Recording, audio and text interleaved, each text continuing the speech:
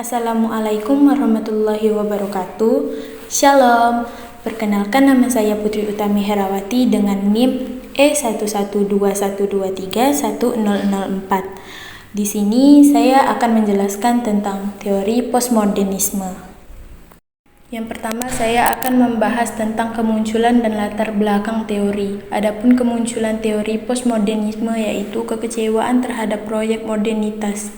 Setelah Perang Dunia II, muncul kekecewaan terhadap janji-janji modernitas yang dianggap gagal membawa perdamaian, kemakmuran, dan keadilan universal.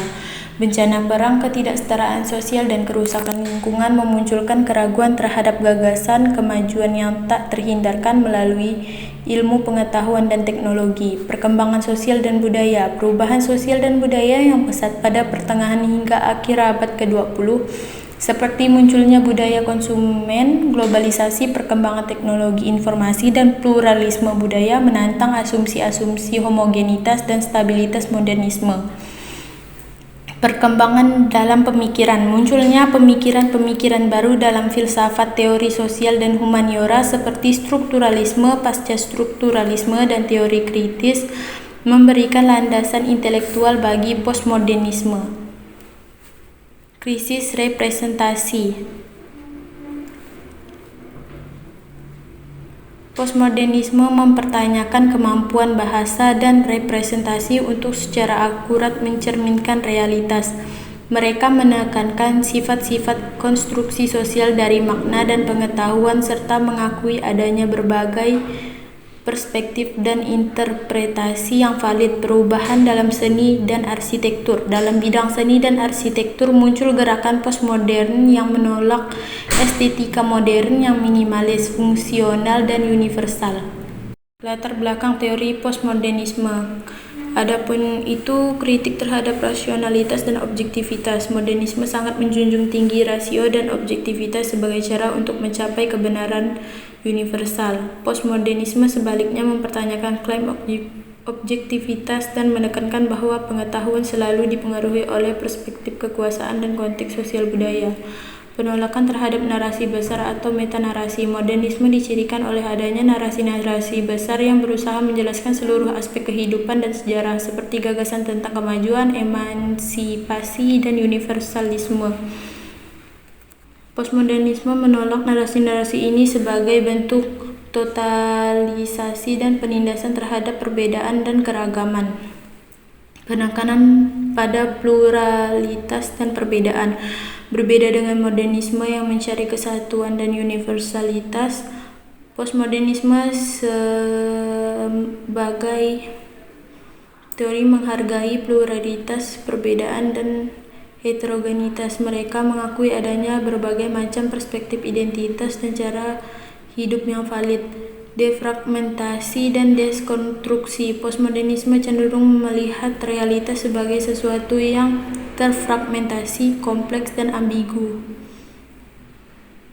Peran bahasa dan wacana. Postmodernisme memberikan perhatian besar pada peran bahasa dan wacana dalam bentuk realitas dan pengetahuan. Kondisi sosial budaya dan pasca industri. Kemunculan masyarakat pasca industri dengan karakteristik seperti konsumerisme, media massa, dan globalisasi memberikan konteks bagi perkembangan dan postmodernisme. Selanjutnya ada asal mula dan konteks sosial budaya kemunculannya. Kritik terhadap filsafat pencerahan. Modernisme sangat dipengaruhi oleh ide-ide pencerahan yang menekankan rasio, ilmu pengetahuan, objektivitas, universalisme, dan kemajuan linear. Pengaruh strukturalisme dan pasca-strukturalisme. Perkembangan dalam linguistik strukturalisme dan kemudian pasca-strukturalisme memberikan landasan intelektual yang kuat bagi postmodernisme. Teori kritis. Meskipun memiliki perbedaan, beberapa aspek teori kritis, terutama kritik terhadap ideologi kekuasaan dan dominasi, juga memberikan kontribusi terhadap perkembangan pemikiran postmodernisme.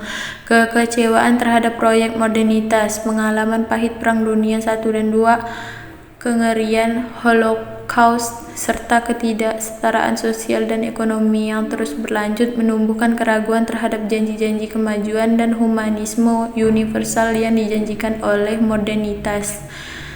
Adapun konteks sosial budayanya, perubahan ekonomi dan teknologi, peralihan dari masyarakat industri ke masyarakat pasca industri atau masyarakat informasi dengan perkembangan teknologi informasi komunikasi dan media massa yang pesat mengubah landscape sosial dan budaya secara radikal. Munculnya budaya konsumen, globalisasi dan fragmentasi identitas menjadi ciri khas era ini. Pluralisme budaya dan multikulturalisme meningkatkan interaksi antar budaya akibat globalisasi dan migrasi, menantang gagasan homogenitas budaya yang diasumsikan oleh modernisme.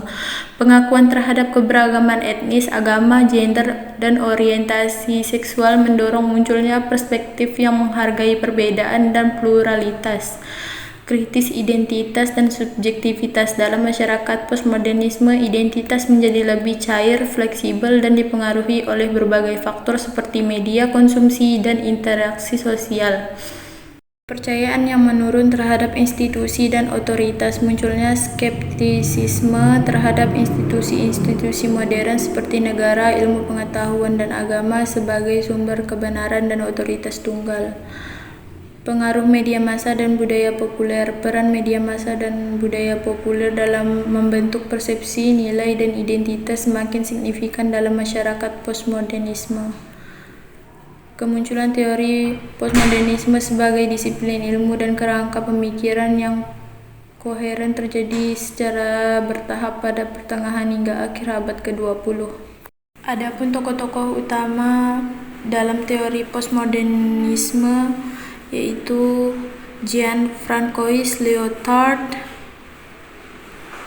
Jacques Derrida, Michel Foucault, dan Jean Baudrillard. Adapun yang pertama yaitu Jean-Francois Lyotard 1924 sampai 1998 tentang kritik metanarasi. Pemikiran sentral Lyotard adalah ketidakpercayaan terhadap metanarasi atau grand narratives. Metanarasi adalah narasi-narasi besar dan universal yang digunakan untuk melegitimasi pengetahuan dan praktik sosial seperti gagasan tentang kemajuan ilmu pengetahuan yang tak terhindarkan, emansipasi manusia melalui akal, atau pembebasan kelas pekerja.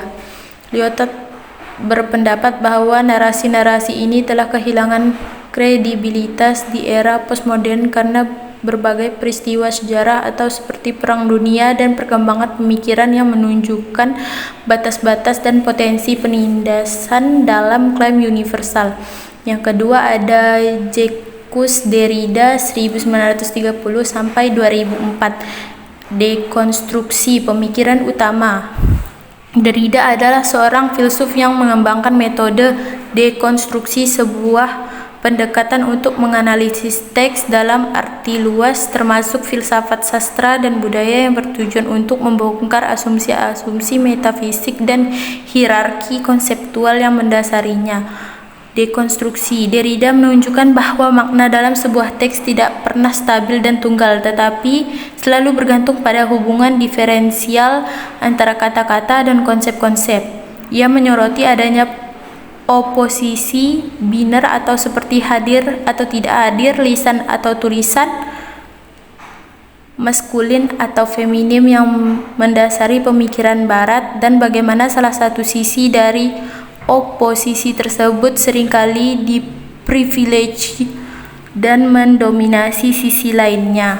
Yang ketiga ada Michel Foucault 1926 sampai 1984, kekuasaan, pengetahuan, dan wacana. Pemikiran utama Foucault adalah seorang filsuf dan sejarawan yang meneliti hubungan antara kekuasaan, pengetahuan, dan wacana. Ia tidak melihat kekuasaan sebagai sesuatu yang hanya represif dan terpusat, tetapi sebagai jaringan yang tersebar dan produktif yang membentuk praktik sosial, identitas, dan pengetahuan. Kekuasaan dan pengetahuan. Foucault berpendapat bahwa pengetahuan dan kekuasaan saling terkait erat. Apa yang dianggap sebagai kebenaran dan pengetahuan dalam suatu masyarakat selalu dibentuk oleh relasi kekuasaan yang dominan. Kekuasaan menggunakan pengetahuan untuk legitimasi dirinya dan pengetahuan menghasilkan efek kekuasaan. Wacana, konsep wacana atau diskurs menjadi sentral dan pemikiran Foucault. Wacana adalah sistem pemikiran dan bahasa yang mengatur bagaimana suatu topik dipahami, dibicarakan, dan dipraktikkan dalam suatu periode sejarah. Berikutnya Jean Baudrillard 1929 sampai 2007, simulasi dan hiperrealitas. Simulasi. Baudrillard berpendapat bahwa masyarakat kontemporer semakin didominasi oleh simulasi, yaitu representasi atau tanda yang tidak lagi memiliki referensi pada realitas.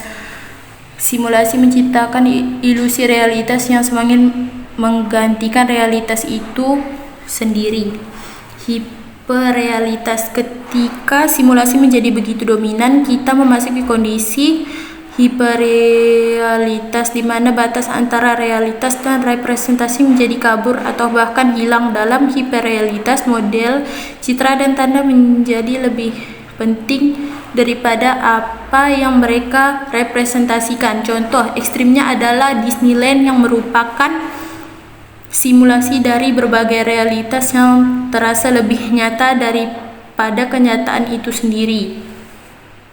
Masyarakat konsumen. Baudrillard juga menganalisis bagaimana konsumerisme memainkan peran penting dalam menciptakan hiperrealitas. Dalam masyarakat konsumen, nilai suatu objek tidak lagi ditentukan oleh fungsi atau kegunaannya, tetapi oleh nilai tanda dan citra yang melekat padanya. Konsumsi menjadi sebuah sistem pertukaran tanda dan simulasi. Selanjutnya, perkembangan dan pengaruh teori postmodernisme dalam kajian antropologi. Yang pertama, tahap awal dan kritik terhadap antropologi tradisional. Kritik terhadap etnografi objektivitas. Antropolog postmodern mempertanyakan asumsi bahwa peneliti dapat menjadi pengamat yang objektif dan netral terhadap budaya yang mereka teliti. Mereka menekankan bahwa latar belakang, perspektif, dan posisi kekuasaan peneliti pasti memengaruhi interpretasi dan representasi budaya lain. Penolakan terhadap representasi otoritatif. Mereka mengkritik kecenderungan antropologi tradisional untuk menyajikan satu-satunya atau kebenaran tentang suatu budaya, seolah-olah budaya tersebut adalah entitas yang homogen dan statis. Postmodernisme menyoroti bahwa budaya yang bersifat kompleks, dinamis, dan memiliki berbagai perspektif internal. Selanjutnya, perkembangan metodologi dan fokus kajian. Antropologi refleksif. Sebagai respons terhadap kritik objektivitas, muncul pendekatan antropologi refleksif. Antropologi didorong untuk secara eksplisit merefleksikan posisi mereka, asumsi-asumsi, dan bagaimana interaksi mereka dengan subjek penelitian memengaruhi data dan interpretasi. Selanjutnya ada multivokalitas. Postmodernisme mendorong dimasukkannya berbagai suara dan perspektif dari dalam budaya yang diteliti. Etnografi tidak lagi didominasi oleh narasi tunggal antropolog, tetapi berusaha untuk menyajikan beragam pandangan informan, termasuk kelompok-kelompok marginal. Selanjutnya ada pengaruh teori postmodernisme dalam kajian antropologi sosial. Pengaruh teori postmodernisme terhadap kajian antropologi sosial sangat signifikan dan melahirkan perubahan mendasar dalam cara antropolog melakukan penelitian, menulis etnografi, dan memahami budaya, yaitu meningkatkan kesadaran metodologis. Postmodernisme memaksa antropolog untuk lebih kritis terhadap metode penelitian mereka, biasa pribadi, dan bagaimana mereka mempresentasikan yang lain. Ini mendorong pengembangan metodologi yang lebih sensitif dan etis. Selanjutnya ada mendekonstruksi otoritas antropolog. Otoritas tunggal antropolog sebagai ahli budaya yang dipertanyakan. Etnografi menjadi lebih dialogis dan kolaboratif, memberikan ruang bagi suara-suara dari dalam masyarakat yang diteliti. Dan yang terakhir, kritik terhadap postmodernisme dalam antropologi. Adapun itu relativisme ekstrim. Beberapa kritikus khawatir bahwa penekanan pada subjektivitas dan penolakan kebenaran universal dapat mengarah pada relativisme budaya yang ekstrim di mana semua pandangan dianggap sama valid dan kritik moral menjadi sulit. Kurangnya fokus pada struktur sosial dan ekonomi. Beberapa berpendapat bahwa postmodernisme terlalu fokus pada wacana dan representasi dan kurang memperhatikan struktur sosial, ekonomi, dan material yang juga membentuk kehidupan manusia. Gaya penulisan yang terkadang obskur. Beberapa etnografi postmodern dianggap sulit dipahami karena gaya penulisan yang kompleks dan teoritis. Terakhir, potensi untuk melumpuhkan aksi politik.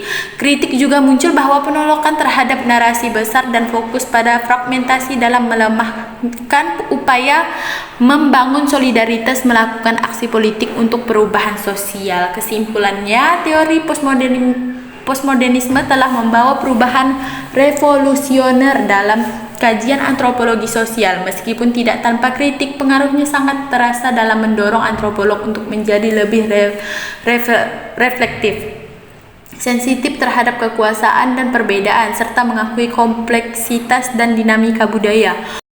Warisan postmodernisme terus membentuk bagaimana antropolog melakukan penelitian dan memahami keragaman kehidupan manusia di era global. Antropologi kontemporer seringkali berusaha untuk menyeimbangkan wawasan kritis postmodern dengan kebutuhan untuk analisis struktural dan komitmen terhadap isu-isu sosial yang penting. Sekian pembahasan teori postmodernisme dari saya. Terima kasih telah menonton. Xie xie.